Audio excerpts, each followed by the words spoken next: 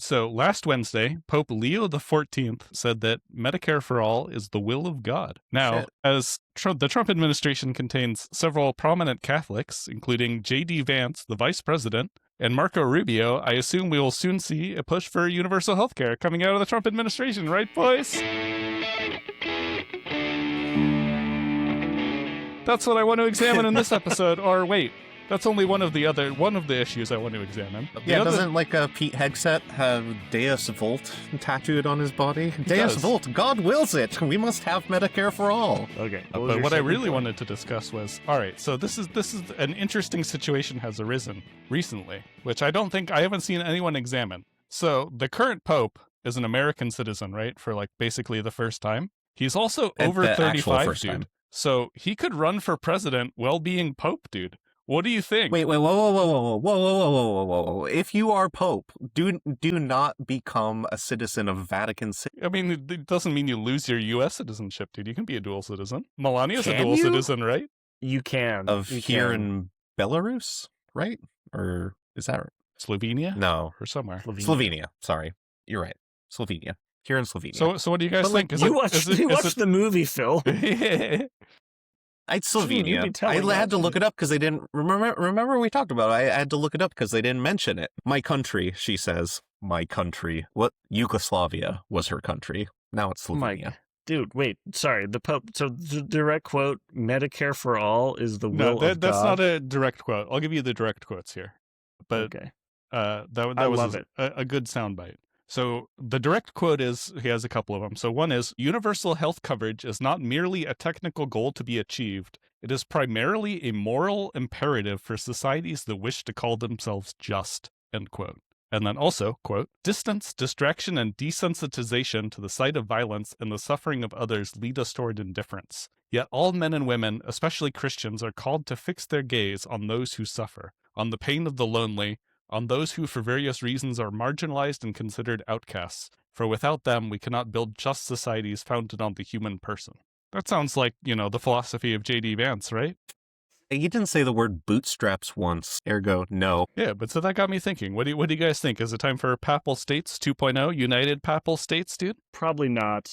I'm not going, no thanks. But so I wanted to do a few quick matchups here among us, right? So let's start off with the base case. You're gonna have to butter me up a little bit more before I agree to a theocracy. I think great. I love the stance on healthcare. Not super stoked on becoming one of the papal states.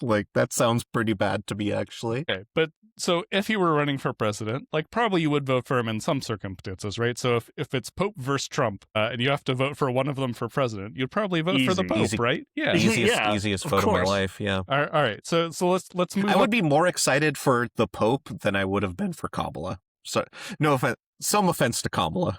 Kamala. I don't know that much about the Pope. I think I would vote for Kamala. I would say for the Pope, you can probably just use official Catholic Church positions. Right. Just right. So, anti-contraception, in favor of universal health care and helping the poor, anti-war. Right. It's a lot to like. Even if Kamala were president, he could still be the Pope. So, which is still a fairly influential role. So anyway, yeah, I think Kamala. I think I would vote for Kamala. I'd vote for the Pope. How about you, Phil? I don't know. I mean, guys, come on. I feel like the Pope could win, so I'd probably vote for the Pope. Or if it's a Pope versus Kamala, I don't know. Maybe Kamala, actually. So what? Don't make me choose. She has the benefit of qualifications. Dude. What? He's qualified too, He's got a lot of the right attitudes, which is kind of the qualifications you want in a president. He's running the world's largest religious organization. And it would probably only be the second largest sex crime cover-up conspiracy ever orchestrated by a president. Oh, there we go. So, you got me excited at the beginning. Now that I'm thinking about it, this might be a little controversial, but can we call the record of the Catholic Church a mixed bag? I think the most rabid church advocate would agree with that. The Pope is anti-abortion, so in a lot of sense against the healthcare rights of women. But he would have been slightly more reasonable on Israel, I think. He has had some pretty reasonable statements. Mm-hmm. All right, so final And answer, Phil. I think he Kamala or Pope? Stop wiggling around. Commit. I would vote for the Pope because, the Kamala, she just send our kids to war. Yeah. A vote for Kamala is a vote for war in the Middle East. Wow. Bring it back to classics. Kamala was not that bad. Not that bad. I mean, I wasn't saying she's horrible, but I think the Pope is actually a solid candidate, right? There are some things I disagree with him about, but I think him pushing for universal healthcare would save more women than his stance on abortion would harm.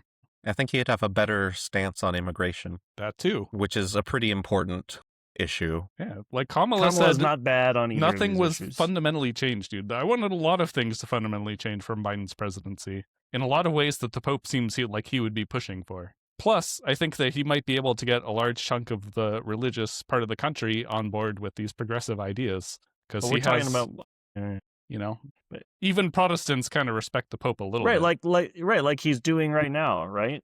Yeah, but so many of like America's religious right are just like, we should be pro universal healthcare because the Pope is. They're real anti-Vatican II people, basically. Like the trad caths.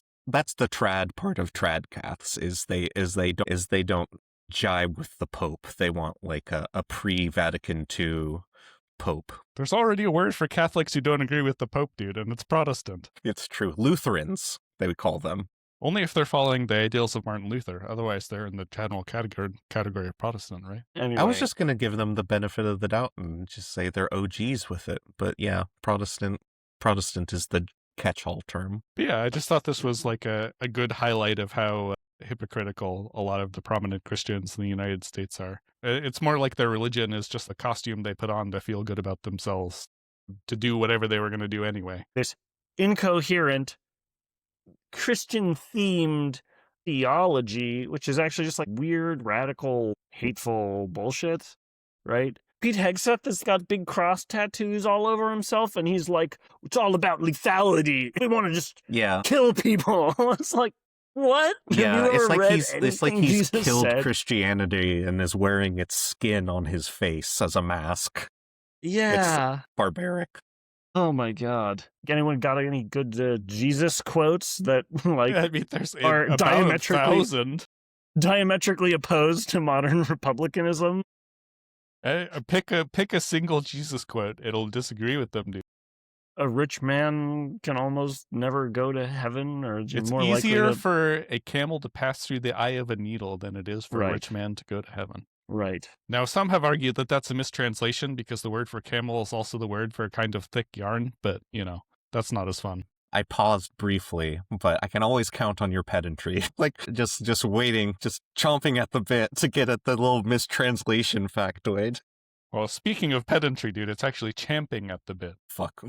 I turned in my badge and gun. You're the sheriff now. Yeah, it is disheartening to when you realize that that religion has kind of always just been a mask for the right to do whatever the fuck they feel like, is kind of unrelated to their extremism. Racists and homophobes and stuff like that use religion as an excuse to do the bad stuff that they want to do. Yeah, there are good religious people, as there always have been. I mean, do you have favorite presidents, Danny? Me? Ooh, I feel like Carter is actually up there pretty high. I was going to bring him up as an example of a Christian who actually seemed to walk the walk with it. Well, he's also the most recent U.S. president to not bomb anybody. Not a coincidence, I don't think. There's that commandment, thou shalt not kill. I would call all of my favorite presidents problematic faves, but, every single one of them is a Christian of some denomination. But how much do you think that, their actions were driven by their religion? I think you could say it factored in, but, are there religious people in office within a democracy? Yes, they're basically exclusively in this nation that is now only recently 70% Christian as opposed to 80, 90 throughout its history. So what do you guys think? James Tellerico, genuinely Christian? Or I don't know enough about him to faking say. it? All right. I think that he is a not unusual example of the charitable impulse in evangelical Christianity that you don't see publicly as much, because the much louder version of evangelism is your prosperity gospel televangelism kind of thing. Totaled up all the evangelicals in the country, there'd be more people going to little community-oriented churches, but the big churches are these nasty, greedy, money-sucking operations that you see more often. Okay, so you think he's legit? Because Donald Trump does he claim to be Christian? I mean, He they have does, the yeah. Bible. Right? Yeah. He's obviously not Christian. He has his own branded Bibles. Right. So, I mean, Something Jesus would have loved. American Jesus, not real Jesus. Yeah. Anyway, my Mormon point is, Jesus. like, it's very obvious that there are politicians who just basically lie and they act like they're Christian. In the U.S., it's like hard to be a politician who's not Christian. So anyway, I was thinking, I try not to have heroes because they tend to disappoint, especially politicians. I try not to like them because or I'm always just a little suspicious. Who is the other? Right, like you remember when Hillary Clinton said her favorite book was the Bible? What do you guys think? Was No, dude. Zero chance that Hillary Clinton's favorite book is the Bible. In reality. What do you think Hillary Clinton's actual favorite book is? It's got to be like The Prince or some shit like that, Art of War. The Prince? My God. I think she's a little bit more complicated than The Art of War. I think The Prince is a better call. All right, so Ted Cruz, actually a Christian? I feel like he probably thinks that he's a Christian, but I don't think he's very Christian. I don't think he's way more sincere than like Trump, but he's not like very sincere. I feel like both of you in your own way are kind of fixated on the contradictions here. As someone who grew up in the Christian faith, I feel like I'm a little bit more familiar with the thing that makes Christianity so long-lasting is its flexibility. You think of all these contradictions like, oh, I got you in a bind. It's like, no, Christianity means whatever the fuck you want it to mean because of the underlying simplicity of the message. It is just one of those underlying simplicity of like there's three guys, but they're actually one guy, and one of the guys sent the other guy who's kind of his son to be killed, but now he's okay because he came back, but then he left again, but he's going to come back. Right, yeah, no, you're thinking about the other one. This is the one where there's like the guy who died, and there's like you either believe that the son is the leader of the religion or like his chief cleric at the time. I'm thinking Islam. Anyways, so no, like it's one of those big world religion things where it's like it's ultimately do unto others as you would wish to be done unto you. That's kind of like the one thing underneath it all, and then the rest is just kind of window dressing. It's a very flexible moral philosophy. It can mean whatever. And I would want people to do unto me with maximum lethality. What? I feel like that even that core nugget seems to be missing. David, you're thinking like you're based and tomahawk pilled. If you want Air Force One to be a transparent flying Pope-mobile, leave a comment, and we'll see you next week.